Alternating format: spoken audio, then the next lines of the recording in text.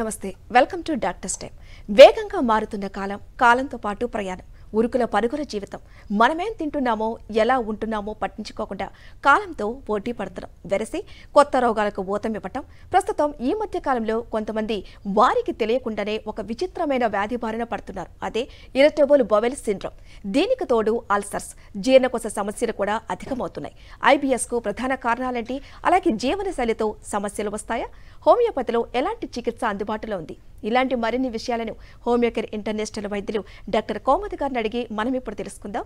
మీరు కాల్ చేయవలసిన మా ఫోన్ నెంబర్లు 0402331068 అండ్ 716. నమస్తే డాక్టర్. ఓకే డాక్టర్, ఈ మధ్య కాలంలో వింటున్నట్టు వ్యాధి పేరు అల్సర్. అసలు అల్సర్ అంటే ఏంటి, ఎందుకు వస్తుంది? మన బాడీ లోపల డైజెస్టివ్ సిస్టంలో నార్మల్గా మనం ఎప్పుడైతే ఫుడ్ అనేది నోట్లో పెట్టుకుంటామో అప్పటి నుంచి డైజెషన్ ప్రాసెస్ అనేది స్టార్ట్ అవుతుంది. ఈ ఫుడ్ అనేది మనం నోట్లో పెట్టుకున్న తర్వాత మన నోట్లో ఉన్న సలైవా దీని ద్వారా అనేది నార్మల్గా డైజెస్టివ్ జ్యూసెస్ అనేది సెక్రీట్ అవుతుంది. సో ఇది అనేది కంప్లీట్గా కనెక్టెడ్ ఉంటుంది మన ఈసోఫేగస్ ఫుడ్ పైప్ ద్వారా. మనం ఎప్పుడైతే నోట్లో ఫుడ్ తీసుకుంటామో నమ్లి దానికి లోపల తీసుకుంటామో అది ఫుడ్ పైప్ ద్వారా మన స్టమక్ అంటే మన కడుపులో వెళ్ళిన తర్వాత అది డైజెషన్ ఇంకా ఫర్దర్గా అనేది నార్మల్గా ఇంటెస్టైన్స్లో జరుగుతూ ఉంటుంది. సో ఇది మన మౌత్, ఫుడ్ పైప్, స్టమక్ మరి ఇంటెస్టైన్స్. ఇది కంప్లీట్గా మన ఫుడ్ అనేది ఇన్ని ప్రాసెసెస్ ద్వారా 100% ఫుడ్ అనేది డైజెస్ట్ అవుతుంది. అండ్ 24 అవర్స్ లోపల ఇది సైకిల్ అనేది మనం ఎప్పటి వరకు అయితే ఫుడ్ తీసుకుంటామో ఫుడ్ తీసుకున్న తర్వాత 45 మినిట్స్ లోపల ఈ ప్రాసెస్ అనేది స్టార్ట్ అవుతుంది. మనం ఫుడ్ తీసుకున్న తర్వాత హైడ్రోక్లోరిక్ యాసిడ్ మన స్టమక్, మన కడుపులో కంపల్సరీ సెక్రీట్ అనేది అవుతుంది. ఈ హైడ్రోక్లోరిక్ యాసిడ్ అనేది నార్మల్గా కొంతమందికి ఎక్కువగా రిలీజ్ అనేది అవుతుంది. ఎప్పుడైతే ఈ ప్రాసెస్ అనేది ఎక్కువగా రిలీజ్ అవుతుందో ఈ ప్రాబ్లంకి మనం గ్యాస్ట్రైటిస్ అనేది అంటూ ఉంటాము. సో ఎప్పటికైనా కూడా సపోజ్ మీకు భోజనం తర్వాత స్టమక్ పెయిన్ అనేది వస్తుంది, లేకపోతే మీరు ఆకలి ఎక్కువగా అయినప్పుడు మీకు ఎక్కువగా స్టమక్ పెయిన్ వస్తుంది అండ్ మీకు నార్మల్గా హైపర్ యాసిడిటీ, చిన్న చిన్న విషయాలకి మీరు ఫుడ్ తీసుకున్నా తీసుకోకపోయినా హెల్దీ ఫుడ్ తీసుకున్నా కూడా మీకు ఎక్కువగా నోట్లో పులుపు ఉన్న వాటర్ అంటే సోర్ ఇరక్టేషన్స్ అనేది అంటూ ఉంటాము. నార్మల్గా ఇది జరుగుతూ ఉన్నది అంటే మీకు హైపర్ యాసిడిటీ ఉన్నది అని మీరు అర్థం చేసుకోవాలి. దీనికి రీజన్స్ ఎక్కువగా మనకు స్ట్రెస్, మనం ఎక్కువగా బయట ఫుడ్ తీసుకోవడం, ఇవన్నీ కూడా ఒక రీజన్స్ అనేది జనరల్గా ఉంటుంది. డీటెయిల్గా మనం అర్థం చేసుకుందాం. ఓకే డాక్టర్, ఫస్ట్ కాల్ మనకు లైన్లో ఉన్నారు. రామచంద్ర గారు నిర్మల్ నుంచి కాల్ చేశారు. మీ సమస్య ఏంటో డాక్టర్తో క్లియర్గా చెప్పండి. సార్ నమస్తే చెప్పండి. మేడం ఆకలి ఉంటది మేడం, నాకు 2 years నుంచి ఉన్నది. ఆకలి మంచిగానే ఉంటది మేడం, తిన్న తర్వాత కూడా కొద్దిగా పుల్లగా తేంపులు వచ్చినట్టు లోపల గ్యాస్ ఫామ్ అయినప్పుడే హార్ట్ బరువు అవుతుంది మేడం. ఆ గ్యాస్ అంతా వెళ్ళిపోయినాక హార్ట్ ఫ్రీ అవుతుంది మేడం. ఓకే సార్, మీ ఏజ్ ఎంత? అది 62 madam. 62. Heart problems, BP, thyroid అట్లాంటి ఏమైనా వేరే ప్రాబ్లమ్స్ ఉన్నాయా సార్? థైరాయిడ్ మేడం ఏది లేదు, థైరాయిడ్ అది లేదు. ECG కూడా నార్మలే ఉన్నది.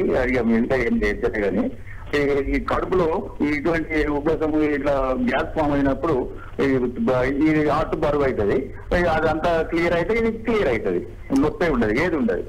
Okay sir, right. దీని గురించి మీరు స్కానింగ్ కానీ ఎండోస్కోపీ అట్లాంటి పరీక్షలు ఏమైనా చేయించుకున్నారా? చేయించలేదు మేడం, నాకు అల్సర్ ఉన్నది మేడం, అల్సర్ ఉన్నది కదా.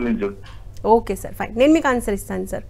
సో కాలర్ గారు అడిగింది 62 years ఏజ్ అనేది ఉన్నది. నార్మల్గా థైరాయిడ్ కానీ వేరే బీపీ అనేది ప్రాబ్లమ్స్ ఎక్కువగా లేవు, కాకపోతే గ్యాస్ అనేది ఎక్కువగా ఫామ్ అవుతుంది అండ్ అది రిలీజ్ అయిన తర్వాత మాత్రమే నార్మల్గా ఉంటుంది. ఆకలి అనేది నార్మల్గా ఉంది, అల్సర్ అనేది గతంలో ఉన్నది. నార్మల్గా ఈ అల్సర్ అంటే ఏంటి మనం అర్థం చేసుకుందాం. మన స్టమక్ లోపల ఎప్పుడైతే ఈ యాసిడ్, హైడ్రోక్లోరిక్ యాసిడ్ అయితే మన డైజెషన్కి చాలా ఇంపార్టెంట్ ఉంటుందో అది అనవసరంగా అది ఎక్కువగా రిలీజ్ అవుతుంది. అది ఎవరికి ఎక్కువగా రిలీజ్ అవుతుంది? ఎవరైతే ఎక్కువగా టెన్షన్ పడతారో, ఎవరు ఎక్కువగా పులుపు పదార్థాలు తీసుకుంటారు, ఎవరు ఎక్కువగా స్పైసీ, ఎక్కువగా కారం ఫుడ్ అనేది తీసుకుంటూ ఉంటారు, ఎక్కువగా చిన్న చిన్న విషయాలకి యాంగ్జైటీ ఫీల్ అవుతారు. కొంతమందికి వర్క్లో ఎక్కువగా పర్ఫెక్షన్ అనేది అవసరం ఉంటుంది. అలాంటి వాళ్ళకి ఎప్పటికైనా కూడా యాంగ్జైటీ, టెన్షన్ ఉంటుంది. వాళ్ళు వర్క్ అనేది ఫస్ట్ చేస్తారు, ఫుడ్ అనేది టైంకి తీసుకోరు. సో ఇలాంటి వాళ్ళకి ఈ ప్రాబ్లమ్స్ అనేది వస్తూ ఉంటుంది. సో నార్మల్గా సార్ నేను మీకు ఒక అడ్వైస్ ఇవ్వాల్సింది, మీ ఏజ్ అనేది ఆల్రెడీ 62 years ఉన్నది, అల్సర్స్ అనేది ఉన్నది మీకు కడుపులో. సో మీరు మార్నింగ్ మార్నింగ్ లేవగానే పులుపు పదార్థాలు ఏవి కూడా తీసుకోవద్దు. నార్మల్గా మార్నింగ్ మీరు ఆల్కలైన్ ఫుడ్స్ అంటే నార్మల్గా ఒక పపయ పండు లాంటిది అలాంటి ఫ్రూట్స్ అనేది మీరు తీసుకోండి. పులుపు లేని పదార్థాలు. నార్మల్గా లంచ్ అండ్ డిన్నర్ అనేది మీరు ఏది తీసుకుంటారో అది తీసుకుంటూ ఉండండి. డైలీ ఒక 30 మినిట్స్ అనేది కొంచెం వాకింగ్ మీతో ఎంత అవుతుందో అంత మీరు కంపల్సరీ చేయండి. ప్రెజెంట్గా దీనికి మెడిసిన్స్ అనేది ఏం అవసరం లేదు. ఇది మేనేజ్మెంట్ ద్వారానే 100% అనేది తగ్గిపోతూ ఉంటుంది. ఎస్ డాక్టర్, ఇప్పుడు కాలర్ చెప్పినట్టు చూసుకుంటే చాలా మందిలో ఈ ప్రాబ్లం ఉంది. అన్నం తిన్న వెంటనే ఈ ప్రాబ్లంతోనే సతమతపోతున్నారు. ఎందువల్ల అంటారు అసలు? సో నార్మల్గా మన ఈ డైజెషన్ ప్రాసెస్ అనేది స్టమక్ లోపల అంటే కడుపు లోపల మనం అన్నం తీసుకున్న తర్వాత ఒక 3 అవర్స్ వరకు ఫుడ్ అనేది కంప్లీట్గా డైజెషన్ అనేది ప్రాసెస్ ద్వారా ఇది కంప్లీట్గా మనకు vitamins and number of proteins ఏదైతే ఉందో అది అనేది ఒక 8 అవర్స్ 12 అవర్స్ తర్వాత మన బాడీలో అది స్టోర్ ఏది అవుతుంది. కాకపోతే ఈ 3 అవర్స్ లోపల ఒక 1 అవర్ టు 1.5 అవర్ వరకు యాసిడ్స్ మాత్రం రిలీజ్ అవుతూ ఉంటుంది. సో ఇంతకుముందు మనం డిస్కస్ చేసుకున్నట్లు ఎవరికైతే ఈ యాసిడ్స్ అనేది ఏదో ఒక రీజన్ వల్ల ఎక్కువగా రిలీజ్ అవుతుంది వాళ్ళకు ఎక్కువగా ఇబ్బందిగా ఉంటుంది. సో దీనికి ఒక సమాధానం అనేది నార్మల్గా మనం యాసిడిక్ ఫుడ్స్ అనేది తక్కువగా తీసుకుంటూ ఉండాలి అనేది. నార్మల్గా యాసిడిక్ ఫుడ్స్ అంటే మనం పులుపు పదార్థాలకి నార్మల్గా యాసిడిక్ ఫుడ్స్ అనేది అంటూ ఉంటాము. బికాస్ దాంట్లో విటమిన్ సి అనేది ఎక్కువగా ఉంటుంది. అలానే విటమిన్ సి మనకు అవసరం లేదు అని ఉండదు. డెఫినెట్గా మన బాడీకి విటమిన్ సి అనేది అవసరం ఉంది. కాకపోతే ఇలాంటి ప్రాబ్లమ్స్ ఉన్న వాళ్ళు ఇంతకుముందు మనం డిస్కస్ చేసుకున్నట్లు మార్నింగ్ లేవగానే ఎంటీ స్టమక్ ఎప్పటికైనా కూడా ఆల్కలైన్ ఫుడ్స్ అనేది తీసుకోవాలి. ఆల్కలైన్ ఫుడ్స్ అంటే ఏంటిది? యాసిడిటీకి తగ్గించే ఫుడ్స్ అనేది తీసుకోవాలి. నార్మల్గా దీనికి ఒక లిస్ట్ ఆఫ్ ఫ్రూట్స్ కానీ వెజిటబుల్స్ కానీ జనరల్గా ఉంటుంది. అన్నిటికంటే బెస్ట్ అనేది ఎవరికైనా కూడా డయాబెటీస్ లేదు అంటే నార్మల్గా లేవగానే మన ఇండియన్స్కి అలవాటు ఉంటుంది టీ కాఫీ తీసుకోవడం. ఇది టీ కాఫీ అనేది కంప్లీట్గా స్టాప్ చేసేసి మనం నార్మల్గా ప్లెయిన్ వాటర్ అయినా తీసుకోవాలి, లేకపోతే కోకోనట్ వాటర్ అయినా తీసుకోవాలి, అంటే కొబ్బరి వాటర్. ఇది అనేది మన హెల్త్కి చాలా మంచిది, మన డైజెషన్కి చాలా చాలా మంచిది. ఎవరికైతే acidity, gastritis, irritable bowel syndrome, కడుపులో అల్సర్స్ ఇలాంటి ప్రాబ్లమ్స్ ఉన్నాయి అంటే వాళ్ళు ఎప్పటికైనా కూడా అర్థం చేసుకోవాలి మార్నింగ్ లేవగానే మీరు వాటర్ తాగిన తర్వాత కంపల్సరీ మీరు టీ కాఫీ తాగకుండా యాసిడిక్ ఫుడ్స్ ఏదైతే ఉంటాయి, యాసిడిక్ డ్రింక్స్ ఏదైతే ఉంటాయి, టీ కాఫీ అది చాలా హైలీ యాసిడిక్ ఉంటుంది.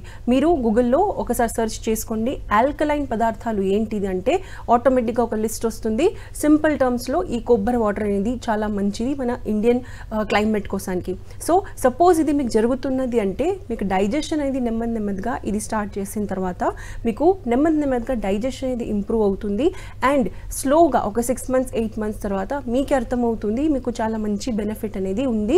దీంతో పాటు సపోజ్ మీరు మెడిసిన్స్ వాడుతున్నారంటే తప్పకుండా మీరు మెడిసిన్స్ వాడుకుంటూ ఇవన్నీ చిన్న చేంజెస్ అనేది చేస్తే ఇలాంటి ప్రాబ్లమ్స్ అనేది ఉన్నా కూడా అది రివర్స్ అవ్వడం అనేది తప్పకుండా స్టార్ట్ అవుతుంది.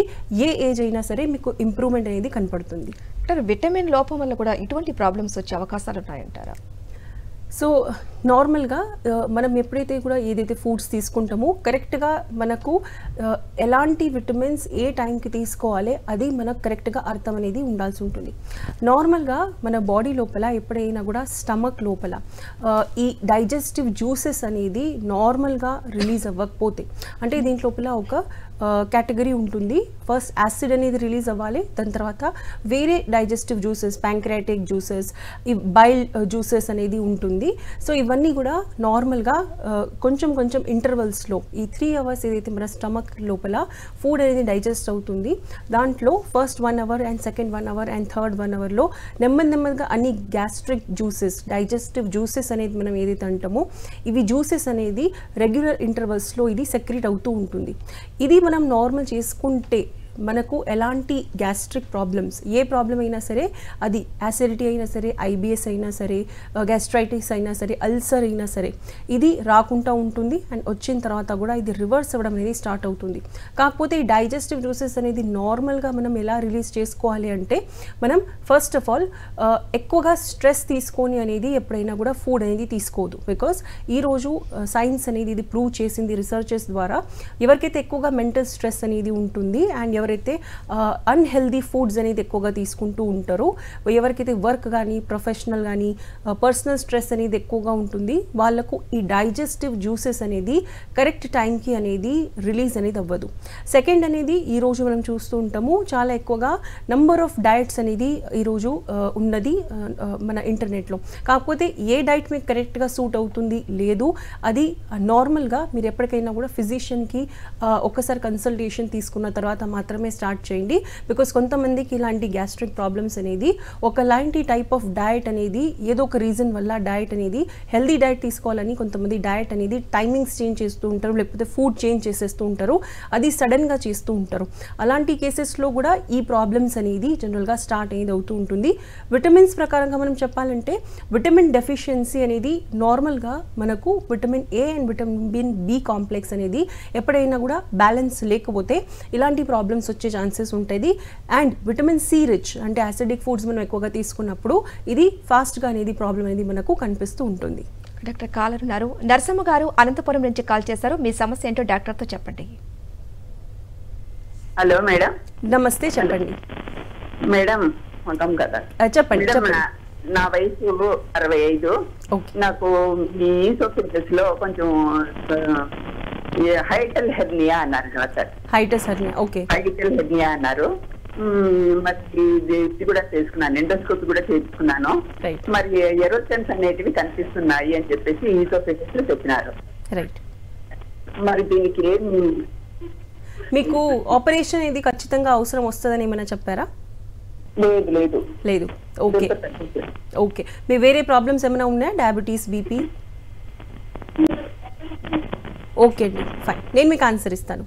సో కాలర్ గారు చెప్పింది 65 ఇయర్స్ ఏజ్ అనేది ఉన్నది. హైటస్ హెర్నియా అనే ఒక ప్రాబ్లం ఉన్నదని చెప్పారు. సో దానివల్ల కొంచెం ఇబ్బందిగా ఉంటుంది. హైటస్ హెర్నియా అంటే ఏంటిది, మనకు స్టమక్లో అబ్డామిన్లో ఏదైతే అబ్డామినల్ కడుపు భాగం ఉందో దాంట్లోపల నంబర్ ఆఫ్ ఆర్గన్స్ అనేది ఉంటుంది, నంబర్ ఆఫ్ అవయాలు అనేది ఉంటుంది. ఇంటెస్టైన్స్ ఉంటాయి, లివర్ ఉంటుంది, ప్యాంక్రియాస్ ఉంటుంది, గాల్ బ్లాడర్ ఉంటుంది, స్టమక్ అనేది ఉంటుంది. సో ఇవన్నీకి కూడా నార్మల్గా ఒక కనెక్షన్ అనేది ఉంటుంది.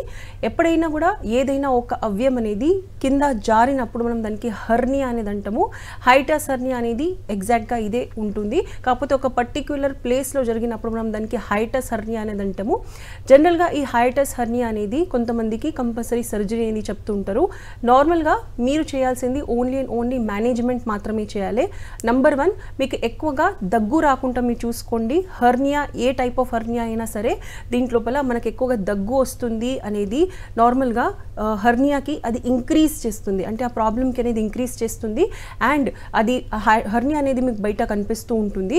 సో ఇలాంటి కండిషన్స్లో మీరు అర్థం చేసుకోవాలి, మీరు కఫ్ దగ్గు రాకుండా మీరు ఉండాల్సి ఉంటుంది. ఎక్కువ రోజులు మీకు దగ్గు ఉన్నదంటే డెఫినెట్గా ఈ హెర్నియా అనేది ఇంక్రీజ్ అవుతూ ఉంటుంది.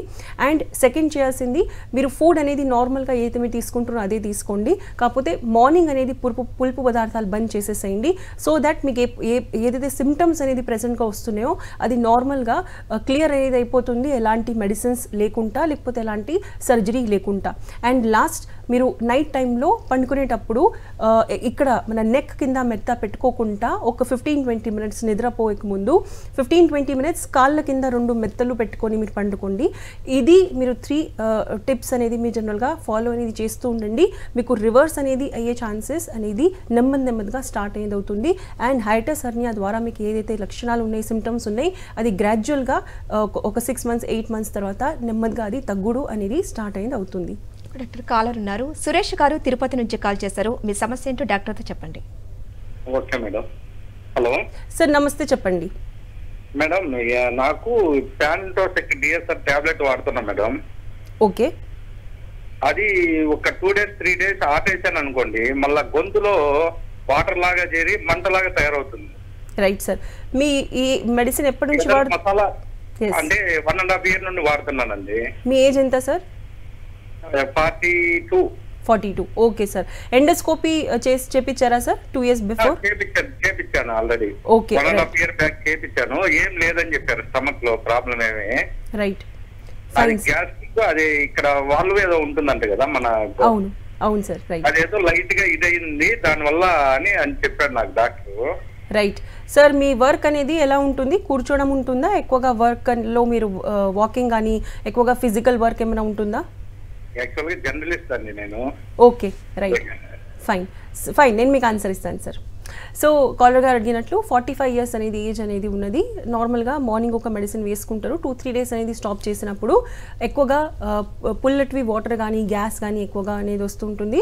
ఎండోస్కోపీ అనేది నార్మల్గా ఉంది, 1.5 years బిఫోర్ చేయించుకున్నారు. అండ్ వర్క్ అనేది నార్మల్గా షిఫ్ట్ డ్యూటీస్ అనేది ఉంటుంది. సార్ దీంట్లో ఒక విషయం మీరు అర్థం చేసుకోవాల్సి ఉంటుంది. ఈ ప్రాబ్లమ్స్ అనేది ఏదైతే మీరు వాల్ అనేది చెప్పారో, నార్మల్గా మన ఈసోఫేగస్ ఇంకా స్టమక్ అనేది ఏదైతే ఉంటుందో, అంటే ఫుడ్ పైప్ ఇంకా స్టమక్, అవి రెండు అనేది సెపరేట్ చేయడానికి ఒక వాల్వ్ అనేది ఉంటుంది. సో ఈ వాల్వ్ అనేది ఎప్పుడైనా కూడా లూజ్ అయినప్పుడు మనకు ఏదైతే గ్యాస్ట్రిక్ జ్యూసెస్, అంటే ఏదైతే డైజెషన్ కోసానికి జ్యూసెస్ ఏదైతే రిలీజ్ అవుతుందో అది ప్లస్ మైనస్ అవుతూ ఉంటుంది. కరెక్ట్గా టైంకి అది రిలీజ్ అవ్వదు. రిలీజ్ అయినా కూడా బికాస్ ఇది వాల్వ్ అనేది ఒక డోర్ లాగా పనిచేస్తున్నది. ఒక డోర్ అనేది ఎట్లా అంటే మన ఎంట్రన్స్ కోసానికి డోర్ అనేది ఉంటుంది. సో ఎప్పుడైతే ఎంటర్ కావాల్సి ఉంటుందో దానికంటే ముందే మన జ్యూసెస్ అనేది సెక్రెట్ అయిపోతున్నాయి. సో ఆటోమేటిక్గా మీ డైజెషన్ అనేది కొంచెం డిఫికల్ట్గా ఉంటుంది. నెంబర్ 1 మీరు చేయాల్సింది కొంచెం ఎక్సర్సైజెస్లో ఎక్కువగా మూవ్మెంట్ లేకుండా నార్మల్గా మీ అబ్డోమెన్ అనేది కూల్ చేయడానికి కొన్ని ఎక్సర్సైజెస్ ఉంటాయి. దాంట్లో స్పెషల్గా యోగా ఎక్సర్సైజెస్ అనేది ఉంటుంది. మీరు అవాయిడ్ చేయాల్సింది జంపింగ్, అంటే మీ అబ్డోమెన్కి ఎక్కువగా జంప్ రాకుండా, జర్క్ రాకుండా. నార్మల్గా మనం కార్స్లో వెళ్ళినప్పుడు, బైక్ మీద ఉన్నప్పుడు సడన్గా జర్క్స్ అనేది వస్తూ ఉంటుంది. అది మీరు అవాయిడ్ అనేది చేయాలి. ఇది చిన్న చిన్న విషయాలు అనేది మీరు అర్థం చేసుకోండి. అయితే నార్మల్గా మీకు ఇది ప్రాబ్లం అనేది సాల్వ్ అవ్వడం స్టార్ట్ అవుతుంది. And last but not the least, ఇంతకుముందు మనం డిస్కస్ చేసుకున్నట్లు మార్నింగ్ లేవగానే ఆల్కలైన్ పదార్థాలు మీరు తీసుకోండి. నార్మల్గా మనం ఏదైతే టిపికల్ ఇండియన్ టిఫిన్స్ ఏదైతే తీసుకుంటామో మార్నింగ్, అది కొంచెం మీరు అవాయిడ్ చేస్తే మీకు ఈ ప్రాబ్లంలో తొందరగా మీకు రిలీఫ్ అనేది కనపడుతూ ఉంటుంది. ముఖ్యంగా డాక్టర్, అల్సర్ని ఎలా గుర్తించారు అసలు? సో నార్మల్గా ఈ గ్యాస్ట్రిక్ ప్రాబ్లమ్స్లో ఒక చాలా సీరియస్ ప్రాబ్లం అనేది ఉంటుంది, మన స్టమక్లో అల్సర్స్. సో అల్సర్స్ అంటే ఏంటిది, మనకు నార్మల్గా నోట్లో ఎప్పుడైనా కూడా ప్రాబ్లం వచ్చినప్పుడు ఈ అల్సర్స్ అనేది నార్మల్గా నోట్లో ఎక్కువగా అనేది వస్తూ ఉంటుంది. నోట్లో అంటే మన మౌత్ లోపల, అది మన టంగ్ పైన ఉంటుంది, నాలుకే కింద కూడా ఉంటుంది, లేకపోతే మనకు ప్యాలెట్, నాలుకే పైన ఏదైతే ఉంటుందో దానికి మనం ప్యాలెట్ అనేది అంటూ ఉంటాం. సో నార్మల్గా అక్కడ వచ్చినప్పుడు అది రెడ్ కలర్ ఉంటుంది. అండ్ అది కొంచెం బర్నింగ్ సెన్సేషన్ అనేది ఉంటుంది, పెయిన్ఫుల్గా ఉంటుంది. అండ్ మీరు ఓపెన్ చేసి చూస్తే అది దాంట్లోపల ఒక డిప్రెషన్, ఒక హోల్ లాంటి ఒక స్ట్రక్చర్ అనేది ఉంటుంది. దీనికి మనం అల్సర్ అనేది అంటూ ఉంటాం. నార్మల్గా నోట్లో వచ్చినప్పుడు ఎవరికైనా కూడా విటమిన్ బి కాంప్లెక్స్ తక్కువగా ఉంది, లేకపోతే బాడీలో హీట్ ఉన్నదని చెప్తూ ఉంటారు. ఇదే సపోజ్ మనకు స్టమక్లో వచ్చిందంటే ఇది చాలా మేజర్ అండ్ సీరియస్ ప్రాబ్లం అనేది అవుతుంది. మీరు ఎలా గుర్తించాలి, మీకు సిమ్టమ్స్ ఎలా ఉంటాయంటే, మీకు కంటిన్యూస్గా స్టమక్ పెయిన్ అనేది ఉన్నది. దీంట్లో 2 రకాలు ఉంటుంది, ఒకటి గ్యాస్ట్రిక్ ఉంటుంది అండ్ ఒకటి ఇంటెస్టిన్ అనేది ఉంటుంది. సపోజ్ మీకు ఎక్కువగా ఆకలి అవుతుంది అండ్ ఆకలి అయిన తర్వాత మీకు ఫుడ్ తీసుకున్న తర్వాత నార్మల్గా ఉన్నదంటే కూడా మీకు అల్సర్ ఉండే ఛాన్సెస్ ఉన్నది. సెకండ్ అనేది కొంతమందికి మిల్క్ తీసుకున్న తర్వాత ఈ అల్సర్ పెయిన్ అనేది తగ్గిపోతూ ఉంటుంది. ఇది కూడా ఒక అల్సర్ ఫామ్లోనే ఉంటుంది. అండ్ అల్సర్ స్టార్ట్ అవ్వక ముందు స్టార్టింగ్ స్టేజెస్లో ఏమవుతుందంటే మీకు కంటిన్యూస్గా 365 days 24/7 యాసిడిటీ, అంటే ఇక్కడ ఈ ప్లేస్లో మీకు మంట అనేది ఉంటుంది అండ్ పుల్లటివి వాటర్ అనేది పైకి వస్తూ ఉంటుంది. అది కొన్నిసార్లు మనం దానికి గర్డ్ ఈసోఫేజియల్ రీగర్జిటేషన్ అనేది అంటూ ఉంటాము. సో స్టార్టింగ్లో ఇది గర్డ్ ప్రాబ్లం అనేది అంటూ ఉంటారు. కాకపోతే ఎండోస్కోపీ అనేది కరెక్ట్ టైమ్స్కి మళ్ళీ చేయించుకోకపోతే అది సడన్గా లోపల అల్సర్ ఉన్నట్లు కూడా మనకు కొన్నిసార్లు అది డయాగ్నోస్ అవుతుంది. కాకపోతే ఈ లక్షణాలు అనేది జనరల్గా అల్సర్స్లో ఉంటాయి. ఇది ఉన్నప్పుడు మీరు ఏం చేయాలి, ఫస్ట్ ఆఫ్ ఆల్ మీకు హైపర్ యాసిడిటీ ఉన్నది అంటే మనం డిస్కస్ చేసుకున్నట్లు మార్నింగ్ యాసిడిక్ ఫుడ్స్ అనేది కంపల్సరీ మనం స్టాప్ చేయాల్సి ఉంటుంది.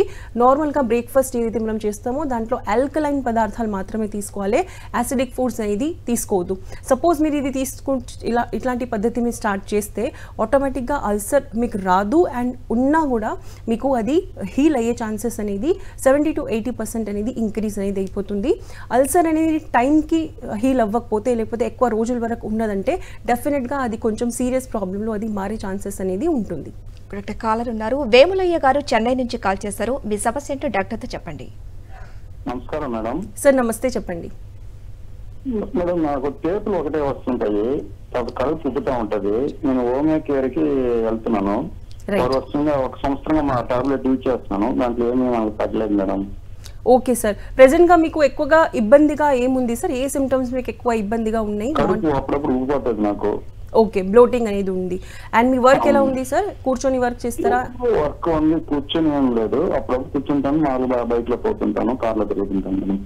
Okay sir, right. నేను మీకు ఆన్సర్ ఇస్తాను సార్.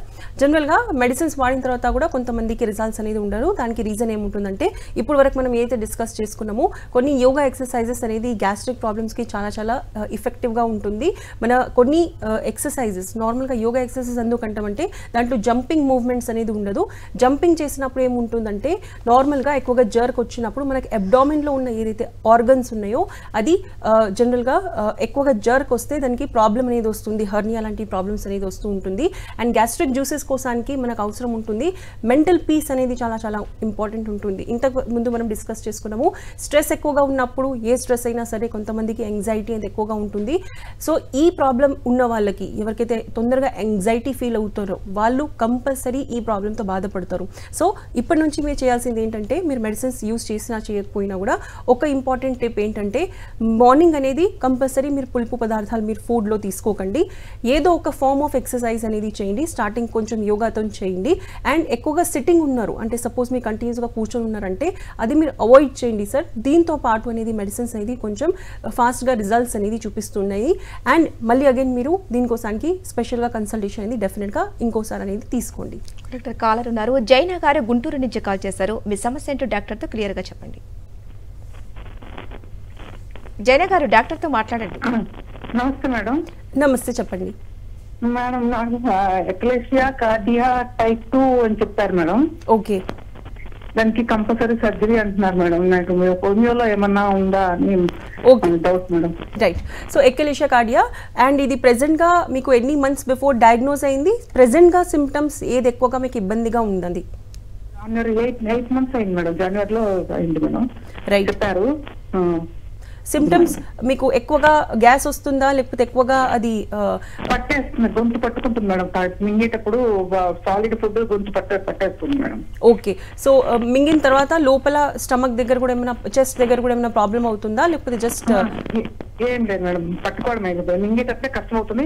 వాటర్ తో మాత్రమే పోతుంది ఫుడ్ ఏది, కానీ వాటర్ తాగితేనే పోతుంది లోపలికి. ఓకే అండి, ఫైన్. నేను మీకు ఆన్సర్ ఇస్తాను. సో ఎక్లేసియా కార్డియా అనేది జనరల్లీ ఒక మెడికల్ టర్మ్స్ లో మనం ఎప్పుడైతే ఈసోఫెగస్ ఫుడ్ పైప్ అనేది చిన్నగా అయిపోతుంది, దీంట్లో మసల్స్ అనేది కాంట్రాక్ట్ అయిపోతూ ఉంటుంది. ఇవన్నీ కూడా మసల్స్ మాత్రమే ఉంటుంది. మన స్టమక్ కూడా ఒక మసల్, ఒక పౌచ్ లాంటి పదార్థం అనేది ఉంటుంది. అది మీరు ఎక్కువ ఫుడ్ తీసుకుంటే అది ఎక్స్పాండ్ అవుతుంది, మరీ తక్కువ ఫుడ్ తీసుకుంటే అది చిన్నగా ష్రింక్ అయిపోతూ ఉన్నది. ఫుడ్ పైప్ అనేది నార్మల్గా చిన్నప్పటి నుంచి, మనం పుట్టినప్పటి నుంచి మన సైజ్ ఎంత ఉందో అంతే ఉంటుంది. కొంతమందికి ఇది ఏదో మసల్స్ అనేది టైట్ అవ్వడం వల్ల ఇది కాన్స్ట్రిక్షన్ అనేది జరుగుతూ ఉన్నది. సో ఎప్పుడైతే ఈ ప్రాబ్లం ఉంటుందో మనం దానికి ఎక్లేసియా కార్డియా అనేది అంటూ ఉంటాము. అండ్ దీంట్లో గ్రేడ్స్ అనేది ఉంటుంది. స్టార్టింగ్లో కొంతమందికి only and only liquid foods మాత్రమే, సాఫ్ట్ ఫుడ్ మరీ సాలిడ్ కాకుండా, లిక్విడ్ కాకుండా సెమీ సాలిడ్ ఏదైతే ఫుడ్స్ ఉంటుందో అది మాత్రమే ఈజీగా వెళ్ళిపోతూ ఉంటుంది. అండ్ లాస్ట్ స్టేజెస్లో మేడం గారు చెప్పినట్లు ఇప్పుడు ప్రెజెంట్గా సర్జరీ అనేది అవసరం చెప్పారు. నేను మీకు ఒక సజెషన్ ఇస్తాను, బికాస్ క్వశ్చన్ ఏంటంటే సర్జరీ కంపల్సరీనా కాదా. ప్రెజెంట్గా మీ సిమ్టమ్స్ ప్రకారంగా ఒక 4 to 6 months మాత్రం మీరు ఒక్కసారి డెఫినెట్గా హోమియోపతి మీ దగ్గరలో ఉన్న మీ ట్రీట్మెంట్ అనేది తీసుకోండి. అండ్ కొన్ని మేనేజ్మెంట్ ఏదైతే మనం ఇప్పటివరకు డిస్కస్ చేసుకున్నామో ఫుడ్ టైప్స్లో అది మీరు కంపల్సరీ చేస్తూ ఉండండి. 4 to 6 monthsలో మీకు ఏమైనా ఇంప్రూవ్మెంట్ ఉన్నది అంటే మీరు ట్రీట్మెంట్ కంటిన్యూ చేయండి. అదర్వైజ్ మీకు సర్జరీ అనేది ఒక లాస్ట్ ఆప్షన్ మాత్రమే ఉంటుంది. ఒక డాక్టర్, అల్సర్కి సంబంధించి హోమియోకేర్ ఇంటర్నేషనల్ ఎటువంటి ట్రీట్మెంట్ అందుబాటులో ఉంది? ఐబిఎస్, అల్సర్స్, గ్యాస్ట్రైటిస్ ఇవన్నీ కూడా ముఖ్యంగా మనం చూసే కండిషన్స్లో అన్నిటికంటే ఇంపార్టెంట్గా ఉంటుంది ఒక కాన్స్టిట్యూషనల్ ట్రీట్మెంట్. అంటే మనం ఎవరికైనా కూడా వాళ్ళ ప్రాబ్లమ్స్ అడిగినప్పుడు మీ లైఫ్ స్టైల్ ఎలా ఉంది అది మనం అడుగుతూ ఉంటాము. దాని తర్వాత మనకు ఒక పర్ఫెక్ట్ కాన్స్టిట్యూషనల్ మెడిసిన్ అనేది అర్థమవుతుంది. ఈ మెడిసిన్ మనం ఇచ్చినప్పుడు పేషెంట్ ఎలాంటి కండిషన్లో ఉన్నా కూడా వాళ్ళకి ఏదైతే డైజెషన్ ఏదైతే ఉందో అది ఇంప్రూవ్ అనేది అవుతుంది. దాని ద్వారా గ్రాడ్యువల్గా ఉన్న ప్రాబ్లమ్స్ అనేది రివర్స్ అవ్వడం అనేది స్టార్ట్ అనేది అవుతుంది. డాక్టర్, అల్సర్స్ గురించి ఎన్నో విషయాలు మాకు తెలియజేశారు. Thank you so much. ఇది వాళ్ళ doctor stay tune to Sakshi. Next news updates continue అవుతాయి. Stay with us.